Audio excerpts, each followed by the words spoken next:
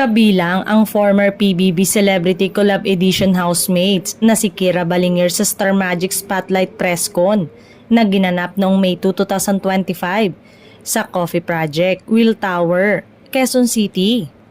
At masayang ibinahagi ng hopeful Belle ng Cavite na si Kira Ballinger ang kanyang mga karanasan sa loob ng bahay ni Kuya. Ikinwento naman ni Kira kung paano siya natulungang maging bukas sa ibang tao ng kanyang mga karanasan. Before going into PBB, sobrang introverted po ako.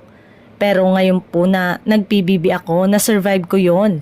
And I know that I have good people as my friends.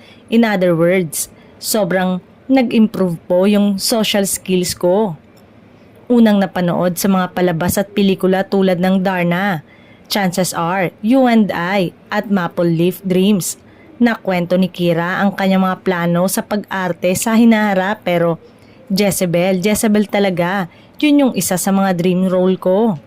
Samantala, nang tanungin si Kira kung bukas siyang makatrabaho sa mga kapamilya o maging sa mga kapuso proyekto, say ng aktres, absolutely, that would be a huge honor. Ngayong nasa labas na muli ng bahay ni Kuya, sila ay excited na magpakita ng kanilang talento at patunayan ang kanilang sarili.